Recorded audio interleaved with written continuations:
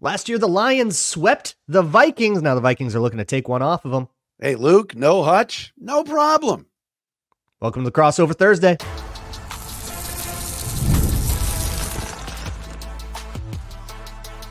You are Locked On Vikings, your daily Minnesota Vikings podcast, part of the Locked On Podcast Network, your team every day. Welcome in, Vikings fans, Lions fans, for the NFL's Game of the Week. I don't care that it's a nooner.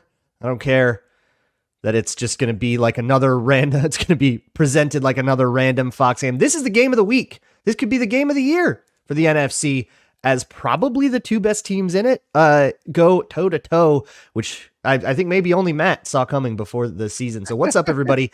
I'm Luke. I do Locked On Vikings. Matt Dery here. He does Locked On Lions here for Crossover Thursday, which is presented to you by PrizePicks.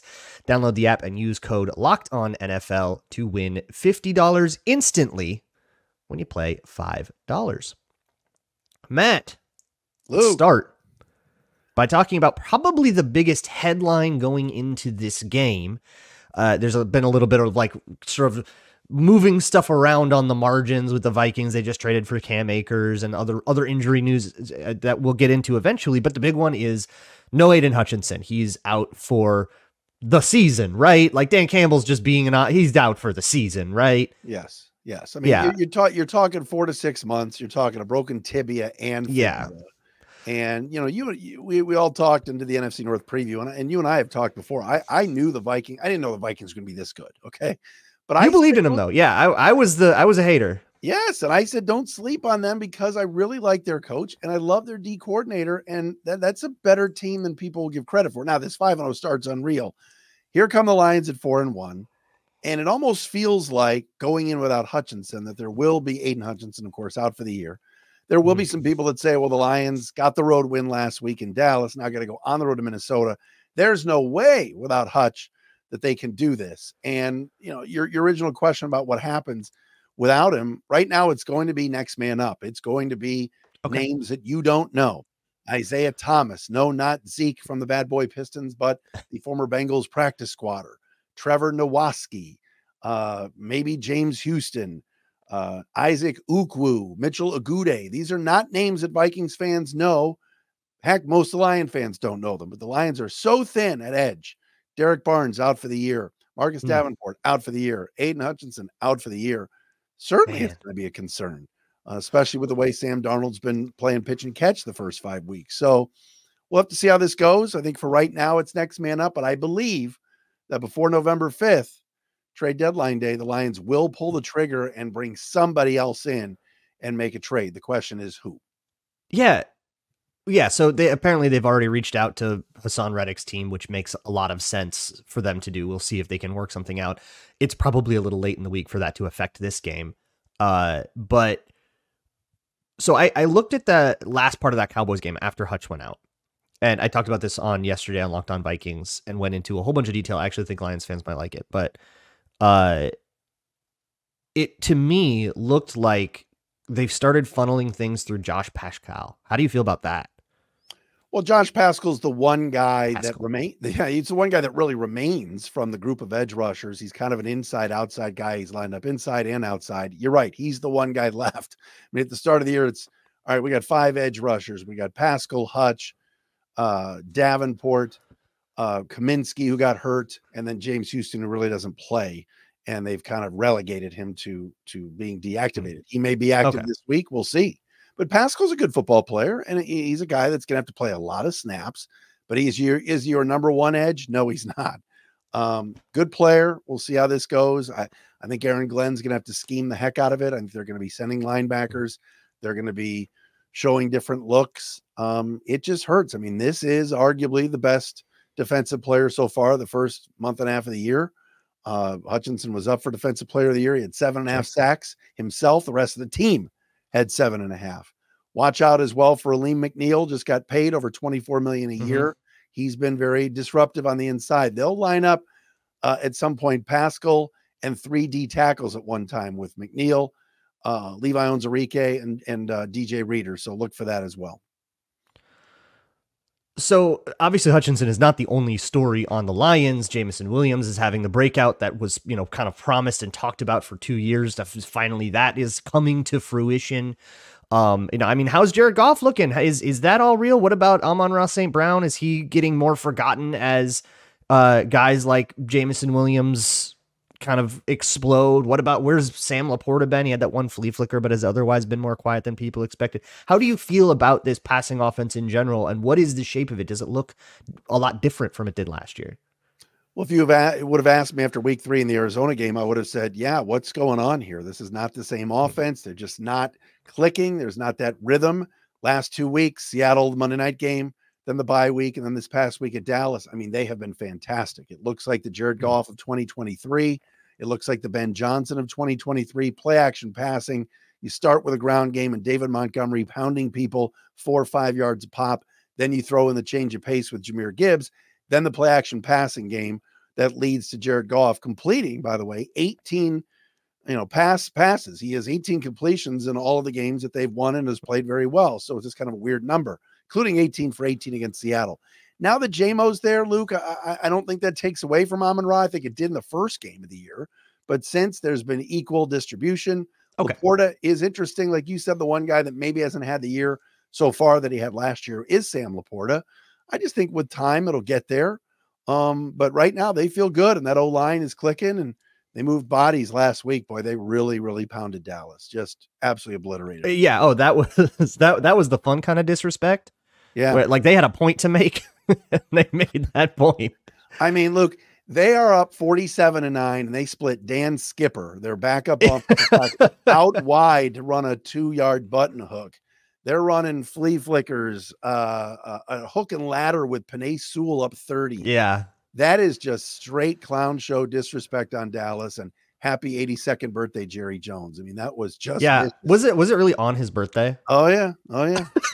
In his house on his birthday, and you're dunking on him with Dan Skipper. It was dunking. Played him so much he's on the injury report now, right?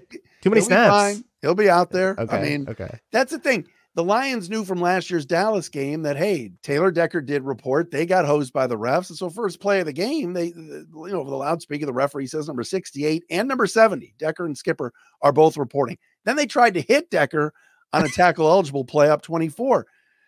Ben Johnson emptied the bag. The hope is there's still some stuff in the bag for this week.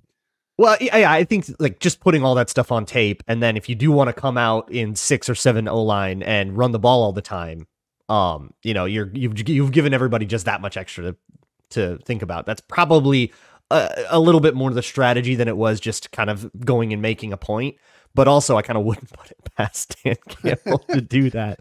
I know. So, what haven't I gotten at that I should probably get at yet? Like, what about the Lions don't I, as somebody who doesn't follow them, know about? Is there anybody that is, sort of a name only known to Detroit that we should be keeping an eye out for here? Look, obviously, I think what's going to be interesting this week is who's guarding Justin Jefferson and how that's going to look now that Aidan Hutchinson is not coming after Sam Darnold, and it'll be a different group of guys. And then is Carlton Davis going to be on Jefferson?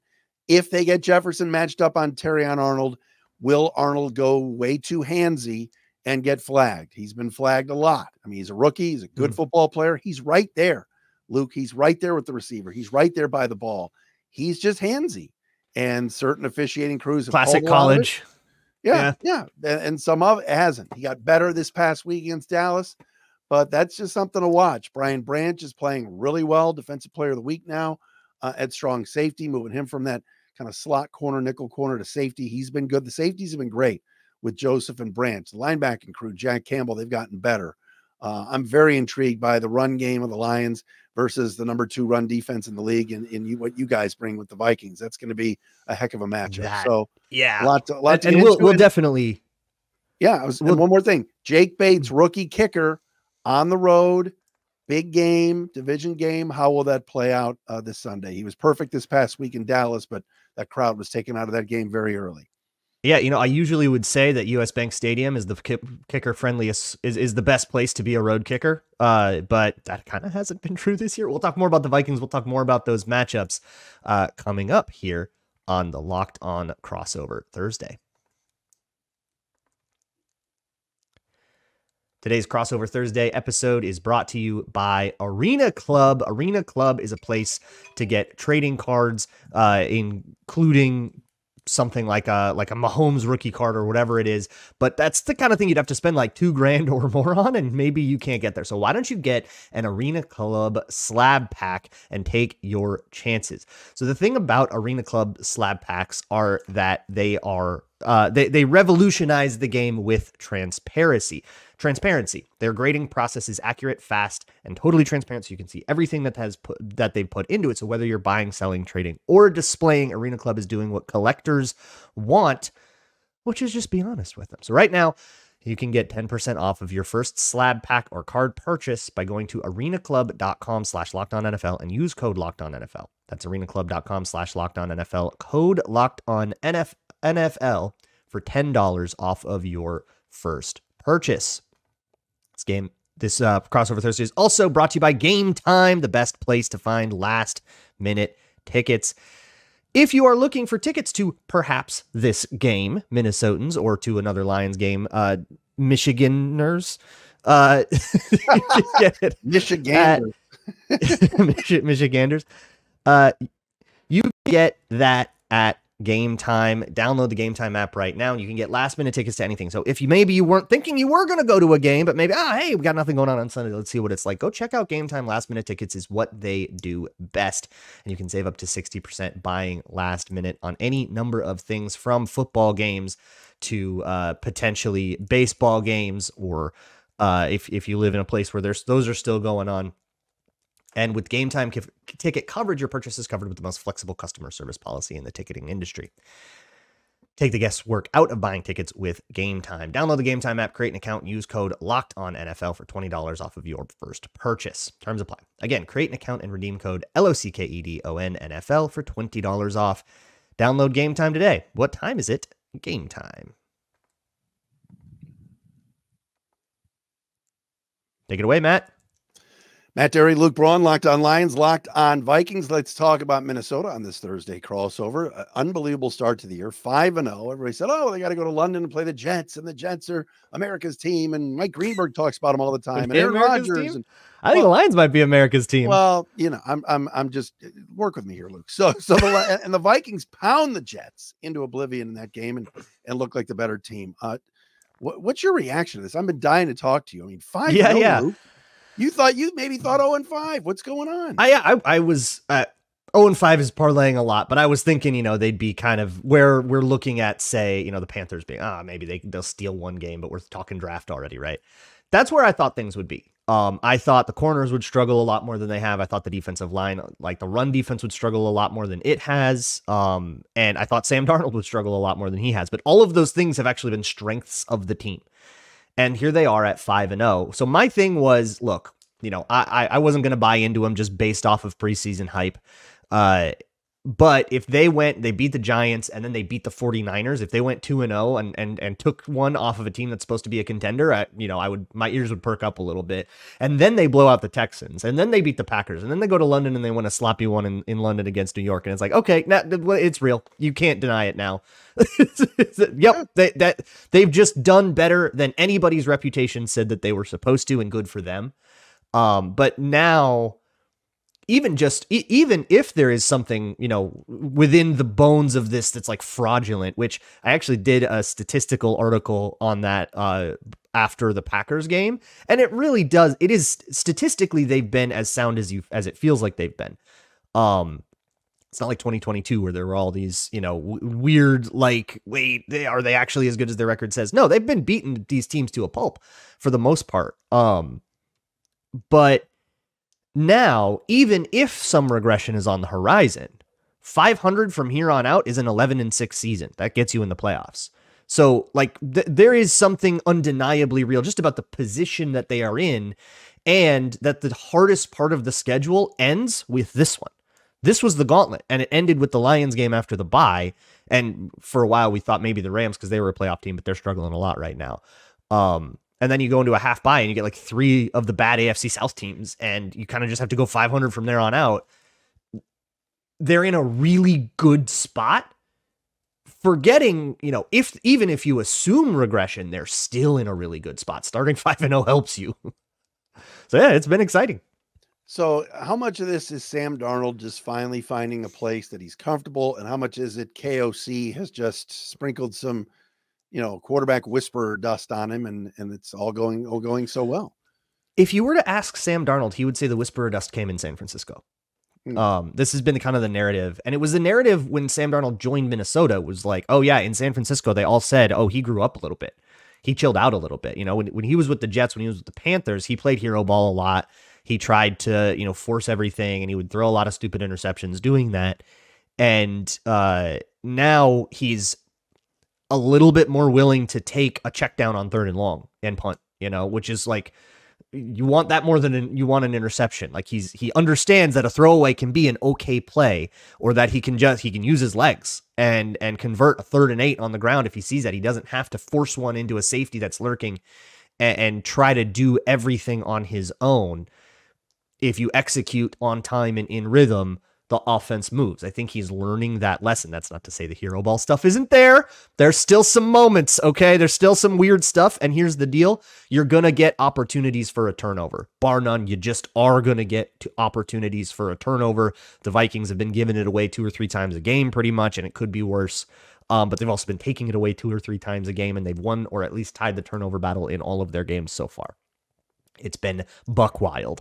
But I think being a backup and seeing Brock Purdy just execute stuff in rhythm, just go do easy quarterbacking and move the ball in a very ho-hum way a lot of the times in San Francisco, I think that was a lesson for him, where it was like, oh, I don't have to go be Patrick Mahomes on every single play. I can just dump this thing off to a crossing route on mesh and watch him run, and that's a 12-yard gain. Oh, we did it. And I think that sort of has clicked with him. And it's turned him into he's a grown up now. He's an adult quarterback now. He's still way too risky, and probably always will be for the entirety of his career. But it's dialed back enough where it's not completely ruining you. What about the defense, Luke Braun? Tell me about number 3 scoring defense in the league, only giving up 15 points a game. I saw the pick 6 from AVG the other day. Like, guys they've brought in have done. Which one? Right. Yeah, he's got 2 of those. He's crazy. He just sniffs out those screens and he'll jump into them. But with the Jets one, he backed off. It was a simulated pressure, so he backed off into it like a hook to curl zone. And Aaron Rodgers just thought he had the angle and didn't. And Van Ginkel just kind of brings his paw out there and he grabs it, and there's nobody in front of him, so he can just run.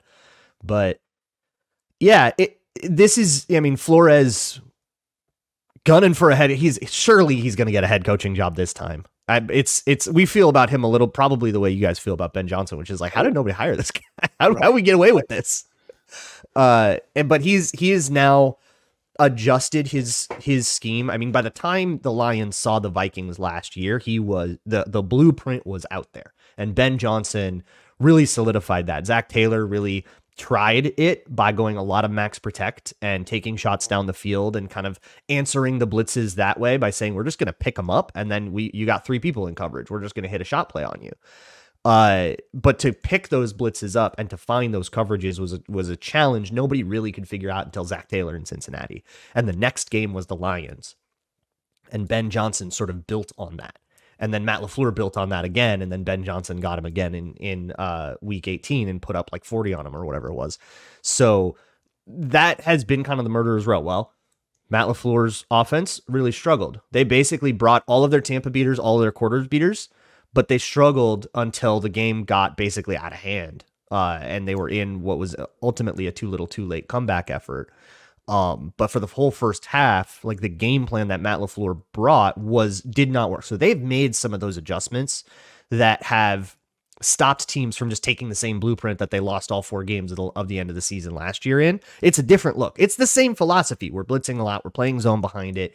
But they're getting tons of stuff out of playmakers you did not think you would get. I mean, we're getting great play out of Jerry Tillery. Fantastic play out of Shaq Griffin and Stephon Gilmore, who were both concerns about, maybe their best days are behind them for one reason or another. Blake Cashman, who's probably going to miss this game with turf toe, has been a revelation. Blake Cashman, I mean, he was a fine linebacker with the Texans. He's a superstar. He's playing phenomenal football. So all these guys are really playing together. Even Kamu Grugier-Hill, who's going to be the backup, he's got 2 interceptions. and he's probably going to play this game. So everybody has been working together beautifully. Everybody's been doing their job. It has been really awesome to watch. I'm going to throw it back to you, Luke. Let's get to some keys to the game coming up next, huh? Absolutely.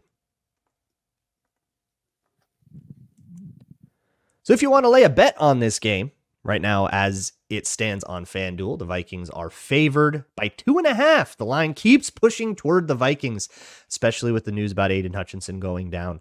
If you think that is too much, too little, whatever you think, put your money where your mouth is. Go to FanDuel.com. At FanDuel, if you're new there and you sign up, you can get $200 in bonus bets guaranteed when you place your first $5 bet. That means that you lay $500 down on anything. It could be Lions plus 2.5 here.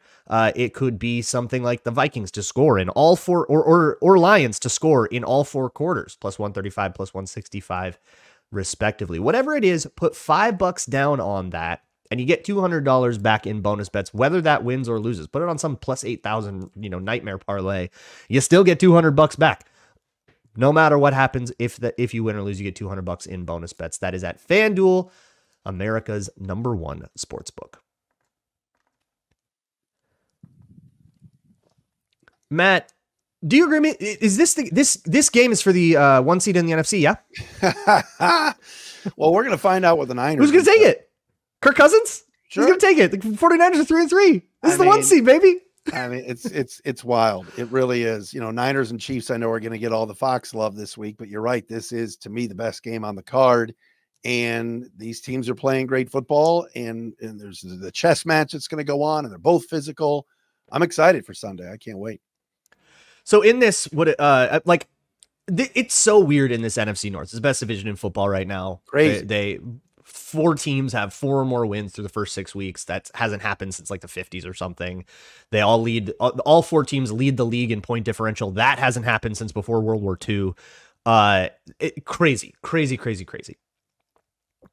And it's a bummer that only one of these teams gets to play at home in Wild Card Weekend. And probably somebody in this division is going to fall off. Maybe that's the Vikings. Maybe it's the Bears.